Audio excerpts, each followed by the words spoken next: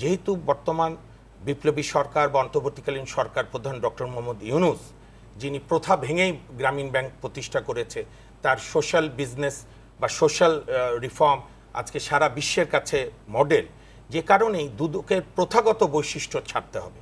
দুদকের একটা নিজস্ব প্রসিকিউশন ইউনিট আছে, বোথ নিম্ন আদালতে এবং উচ্চ আদালতে, প্যানেল লয়ার আমি আপনাকে যেটা বললাম। কিন্তু আমরা গত 15 বছর যেটা দেখেছি যে দুদকের আইনজীবীরা এবং অ্যাটর্নি জেনারেলদের সঙ্গে এক লাইলি মজনুর মতো প্রেম, একে অপরের পরিপূরক, মানে তুমি আর আমি যেন একই সঙ্গে, এই রাত তোমার আমার মতো। এটি হবে না। দুদকের আইনজীবীরা অ্যাটর্নি জেনারেল অফিস এবং সরকারের আইন মন্ত্রণালয়ের যে প্রসিকিউশন ইউনিট পিপি এপিপি তাদের অফিস থেকে স্বাধীনভাবে থাকবে। এবং এই সরকার যেহেতু আন্তরিক, তারা বাজেট বলুক, বাজেট বাড়িয়ে দিক, যোগ্য আইনজীবীদের নিক, যোগ্য ব্যক্তিদের নিক। দুদক কাজ করবে একটা ওয়াচ ডগ হিসাবে, যাতে বর্তমানও যারা দায়িত্বে আছেন জনগণের রিকোয়েস্টে, তারাও যেন মনে করে যে আমি এমন কিছু করব না যাতে দুদক আমাকে এখনই প্রশ্ন করে। এই প্রশ্নে আর সবচেয়ে বাংলাদেশের সমস্যা কি জানেন? ক্ষমতাকে প্রশ্ন করা আমরা ভুলে গিয়েছি। আমাদের ছেলেমেয়েরা শিখিয়ে দিয়েছে।